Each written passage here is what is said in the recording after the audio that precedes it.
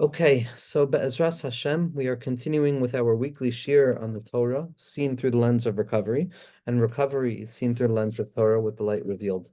In this week's parsha, we encounter the attempt for HaKadosh Baruch Hu to give us direction as to how we draw His presence down into our lives and into the world. The Mishkan, the tabernacle, the resting place where HaKadosh Baruch Hu can allow His presence to be felt, allow His presence to be encountered, where the human being develops finally the capacity of bridging the unbridgeable divide between that which is finite and that which is infinite, between that which is limited and that which is limitless. The Mishkan, which is the final expression of Matan Torah, where Hashem revealed that above and below, in spite of the fact of how opposite they are in truth connectable because they're made up of the same material in the end of the day, and they're two parts of a fundamental unity. So the bridge creates the connectivity between above and below, between infinite and finite, between ideal and real, between making it and struggling, between all of the different separations and splits that we make with regards to where we're at and where we would like to be. All of those can be represented or are synonymous or contained within the category of Shemayim and Aretz. Shemayim is all of the things that we desire, all of the things that we want, all of the things that we want to encounter in the most positive expression of ourselves and the healthiest expression of ourselves, emotionally, spiritually, personally, physically, psychologically. And Aretz represents those parts of ourselves that are still stuck in one way or the other, that are still experiencing a prevention, a knot that ties them up in a way that they create some element of discomfort, whether it be unconscious, conscious, emotional, spiritual, physical. The Aretz represents those things which appear to be devoid of the illumination of unity, but rather represent the disunity, the mindlessness, and all of the scatteredness that populates the human mind. Matan Torah was the creation of the revelation that they are interconnected. Hashem came down from Shemayim Kaviyachol, and the Aretz went up to Shemayim. There was a unity. Yes, they remain different. Shemayim and Aretz are different. Ideal and real are different. But in that place, they're unified to the degree that HaKadosh Baruch Hu reveals that Ki Ein Oid Milvado, there's nothing but me. Where it appears that I'm present and where it appears that I'm not present, both of those are expressive and indicative of my expression.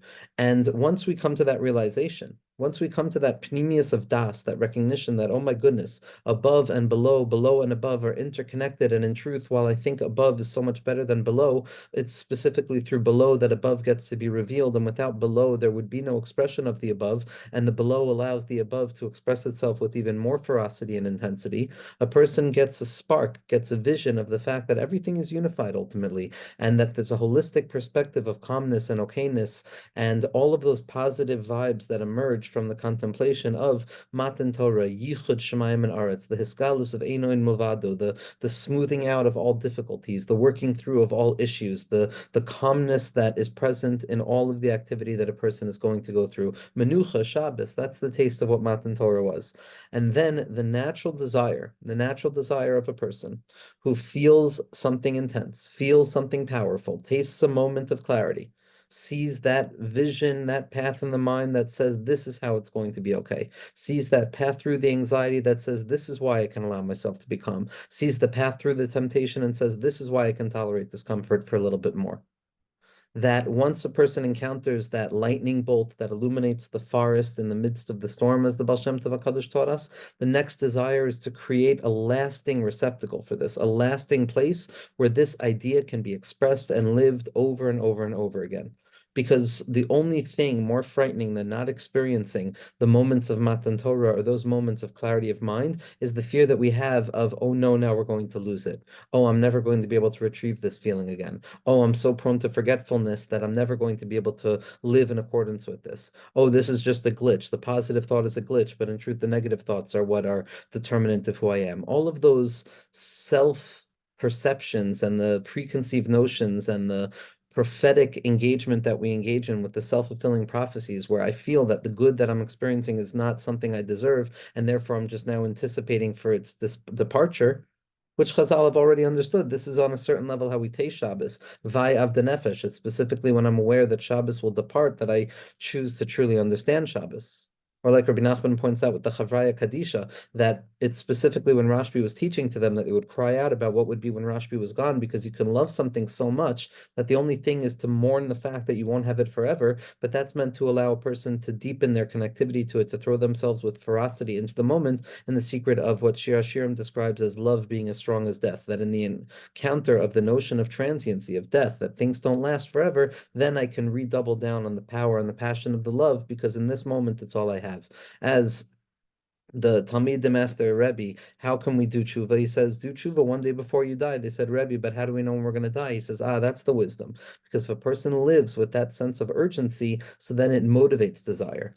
But over here, what happens after Matan Torah is a different thing. It's not a desire that is motivated out of a sense of transiency that throws me deeper into it. It's the fear that this is going to leave. I'm not going to be able to contain this. And therefore, the immediate recognition is to build a mishkan, to build some physical receptacle, to build some dwelling place, a space in which the light of HaKadosh Baruch Hu could be revealed. Now, ideally, as the Meforshim point out, the Mishkan is in the heart of each and every person. The Mishkan exists in the shape of each and every individual. As Chazal point out, as the Mekubalim point out, every part of us is composed like the Mishkan. We all have a Chatzer in us, we all have a Kodesh, we all have a Kodesh HaKadoshim, we all have an Aron Kodesh, we all have different parts, we all have the different areas of the Mizbechot, we all have the Mizbeach HaKetoras and the Lechabam Padim. We all have all of those different colors and forms in each and every one of us, in where HaKadosh Baruch Hu allows himself to dwell. But because we were afraid that we were going to lose it, because we were so afraid of how this feeling is going to continue to stay, how will I be able to orient myself in accordance with my best self, in accordance with my values, my ethical and moral principles towards which I want to bend myself, the avodah that I want to do, the clarity of mind that I want to do, how do I ensure that it lasts? How do I ensure that it finds some applicability, expression, reality in this world? And that's the entire secret of the building of the Mishkan. The Mishkan is the development of a receptacle with kelim shonim, with vessels and containing elements that contain experience, that make room for experience. And when a person looks at this Mishkan, so most of the kelim in the Mishkan are beautiful. The Mishkan is geared towards illuminating the world as a quintessence of reality that is composed of the same 22 spiritual building blocks, letters that compose the entirety of reality. The Mishkan is meant to illuminate. It's the or. It's the makom of the Hashras Hashchina. It's the makom of the Aron HaKodesh. It's the makom of Tzamsein Shchinaso bin Badei HaAron, where HaKadosh Baruch Hu is Megala himself most in this world, where HaKadosh Baruch Hu chooses through the secret act of Tzimtzum to be Megala himself. And therefore, the Mishkan has to be beautiful. The Mishkan has to be built. The Mishkan has to be supremely illuminated in the various colors and the hues of experience. And perfection seems to be the modus operandi when it comes to building the Mishkan. How do we make the most beautiful receptacle for this spiritual experience? How do I create the best and most lasting present vessel that can receive the light of that experience that I want to feel so intensely, that positive light that I want to continue to live with? And so what we find throughout the Parsha, through the unity of Moshe and Betzalel and the Shechina HaKadosh with HaKadosh Baruch Hu, that the three of these, that Moshe, Betzalel, and the Shechina HaKadosh and HaKadosh Baruch Hu develop the Mishkan. The Mishkan comes out as the way it's supposed to come out. But then it's specifically at the place where one would imagine the Mishkan to meet its apex moment, the Aron HaKodesh, the Kodesh HaKadoshim, the Aron HaKodesh that holds the Asar Sedibros, the Tzantzana Saman, the irreducible remainder of HaKadosh Baruch Hu's expression in this world, the secret of all secrets, the Even HaShasiyah, the point from which everything emerges and the point back to which everything returns. That Makom Ha'aron Eino Min Hamida, that place is that beyond place, that place that forces us to realize that all limitation in our lives and reality is ultimately a congealment of an unlimited expression of HaKadosh Baruch Hu above, and that the transition point between the two of them allows somehow, in an impossible way that's only understood by the secret of faith, that allows for an intertransferability between the infinite and the finite, where the finite is not a sudden departure away from the infinite, nor is the infinite something that is fundamentally removed from the finite. In spite of the fact that all of those things are true, the Mishkan, the Moach, the Neshama, all of these things represent the point of transference, the bridge at which infinity and finite dance together, because there's a middle point that contains both of them. And it's in this makom of the Aron Kodesh, this makom of the Aron Eina Min Amida, that we would imagine that here it has to be the spitz perfect. Here it has to be, human fallibility is understandable, maybe make mistakes elsewhere in the Mishkan, but when it comes to the Kodesh HaKadoshim, when it comes to the Aron HaKodesh, when it comes to the Aron HaBris, the thing that represents the depth of the unity itself, that's got to be perfect, we would assume. which is why it's so surprising, and the tzaddikim pick up on this immediately when the pasuk says, "Va'atzu Aaron atze shitim amatayim v'chetzi archo ama v'chetzi rachvo v'ama v'chetzi komaso." So suddenly we're thrown into the secret of Va'asu Aaron atze shitim.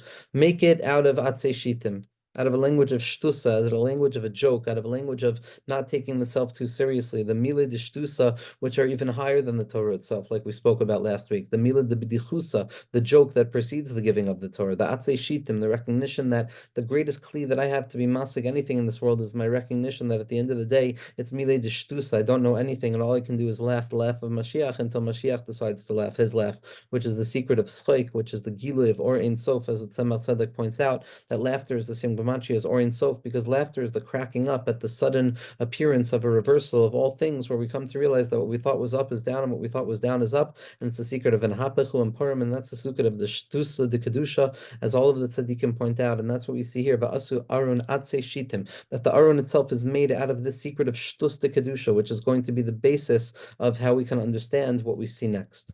Because suddenly when a person comes to encounter the Aron, what we find is half measures, measures and half measures. Amatayim v'chatzi archo, ama v'chatzi rachvo, ama v'chatzi komaso. Its length is going to be 2.5 amos. Its width is going to be 1.5 amos. And its height is going to be half an am. And suddenly, which we don't find anywhere else in the Mishkan, suddenly these kalim, specifically by the Aron Kodesh, are half measures. They're imperfect measures. They're imperfect measures. It's not a whole number, it's a half number. It's the implication that there's a splitness, that there's a tear that separates something that was previously unified. The secret of the chatzi, the secret of having, is the secret of Yitzias Mitzrayim, of splitting the middle matzah, which is the secret of Yachatz, which is chatzi, which is the light of Yitzchak Avinu, is chatzi kuf, the ability to break kuf, which is klipa, into two elements of nun, the nun shari tum and the nun shari kedusha, and to find unity between the two of them, to allow the nun shari bina to elevate oneself out of the all nun shari tumah. But this notion of chatzi, this splitness, which applies to the self, which applies to the containers, which applies to everything in reality, is suddenly found in the Kodesh HaKadoshim. In the Kodesh HaKadoshim, we encounter this strange deviation away from perfect measures, and we encounter suddenly imperfect measures.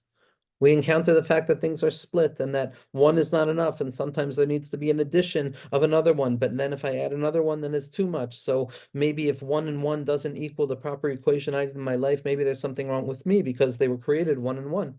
But the Torah reveals to me that no, I might have to split something in this world. I might have to break things apart. I might have to chew out the maror. I might have to break things down to make them more manageable. The secret of parts, the secret of half measures and 1/3 and fractions, all of these elements, the secret of a chelek represents that to be human is to be imperfect. Only HaKadosh Baruch Hu is shalim. And it's specifically at the apex of our spiritual encounter with the Aron Kodesh itself where we would imagine and expect to come in contact with the depths of the need for perfection. That to draw Matan Torah into our life, I need perfection. Adrabah Ibcha Mistaber. We see that the Torah is telling us immediately a person has to forget their perfect offering because there's a crack in everything. That's how the light gets in. As Leonard Cohen said, that it's specifically in the splitness, it's specifically in the half measures and the imperfect measures of the Aron Kodesh that a person becomes a proper receptacle for the resting place of the Shekhinah in this world. Because one who conceives themselves as perfect, or one who conceives of their lives as operating in a realm of where perfection is a possibility, it's either going to be filled with arrogance or sadness. Arrogance because I'm always yearning to become more perfect, and I'm angry and resentful towards those who take that perfection away from me, or towards those who I see as more perfect than I am, or it's sadness because I lose hope in that perfection and I find artificial means to that sense of perfection, which we know, the paths of addiction, all of the various places we fall into. The quest for perfection is the ultimate klipa in the sense that it implies one of two things, that A, God is measurable in some limited way, and B, that the human being is capable of equalizing the playing field and operating in the same place of God. God forbid, both are fundamental elements of heresy. The individual is fundamentally flawed, not because we have sinned and lost something that kept us whole, but because by definition, I am not God, and if I am not God, I am imperfect. And the recognition of my imperfection, the wholeness through my own limitation, is not a contradiction distinction to my attempt to be my best, but it is the very site where I become my best. It's how I deal with the imperfection that is built into the very system. It's built into the Beis Hamikdash. It's built into the Mishkan. It's built into the Aron itself, as the tzaddikim of Ishbitz and Radzin and Rav Tzadok and Rabbi Nachman and the Vilna Gaon point out on this inyan that it's specifically in the halves, in the holes and the halves, and the halves and the holes that a person is going to become a full person. Because if I'm only okay with the holes in my life, if I'm only okay with the full things in my life, then I'll be miserable anytime I encounter a chelek, anytime I encounter something that's a part. But if I learn to integrate the partness of reality and the splitness of reality and the recognition that at the most innermost point of the connectivity in the mind itself, in the Aron Kodesh, I am encountering half measures there. It's the secret of Shalem and Chatzi, as Rav Avram Abulafia always points out, and as the Rebbe Shlita brings down, that it's the whole and the part. I need to learn how to be okay in the whole and yearn for the whole, but I also need to learn how to be okay with the part, to come to see that the part is also a whole, that the Chatzi is not simply something that is not whole. It's a whole in and of itself. When I realize that the Chatziness, that the splitness and the halfness of this worldly experience is in truth the very expression of the fullness of how HaKadosh Baruch Hu wants to reveal himself, then that Chatzi is misapich to a shleimus within the Chatzi. It doesn't stop being imperfect, but there's a perfection that's baked into that imperfection. It's the secret of Ezehu Ashir Hasameach Bechelko, Simcha Chelkis. Where does the wealth come from? Where does the wholeness come from? Specifically by joy with my chelek. Chelek by implication of the fact that it's not everything. When I learn to tolerate the chelek, when I learn to tolerate the fact that when I have a little bit, that's what I need, and I don't need to strive for everything, that's when I learn to be a receptacle that's worthy of the Torah. That's when I learn to uncover the secret of Chelek Eloi Kaim Yimal Mamish. Again, a lashon of Chelek. I am a part of a Kadosh Baruch Hu. I have a Chelek in this world. Kol Yisrael Yishlam Chelek Loilam Haba. Each and every person has a part, because Hatoifes Chelek Min Ha'etzem, as the Baal Shem Tov says, someone who grasps a Chelek of the Etzem, again, the language of Chelek, or Chalak, which means split or to cut, a person who tastes the Chelek of that, it's specifically that person who is toifes ha'etzem kulo, because within the half, within the chatzi, a person encounters everything. I can find Hashem in my whole heart, and I can find Hashem in my broken heart. And ein davar yoter shalem melev nishbar. There's nothing more whole than a broken heart. Not because a whole heart is a bad thing. Halavai, a person should try and feel a whole heart. Kolzman, that we know we can never be wholehearted completely.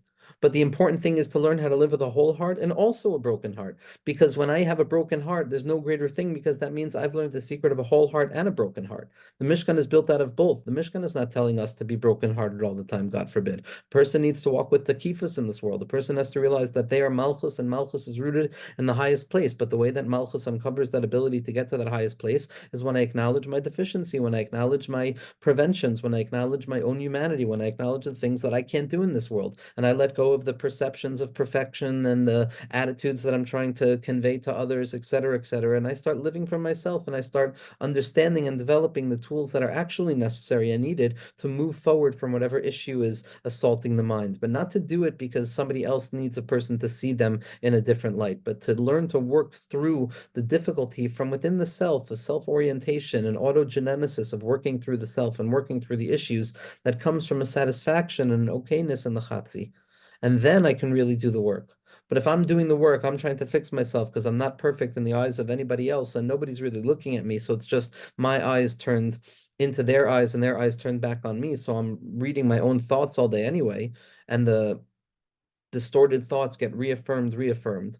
If I'm measuring my experience or how I feel about myself based on my external assumptions, then I'm always going to be striving for a shleimus without any chelek, without any chatzi, because that's what I imagine everybody wants. That's what I imagine everybody wants to see from me. And if they're not going to get my best, I'm not going to give them anything. And ultimately, that's what leads to isolation and loneliness and despondency and inactivity and lethargy, etc., etc.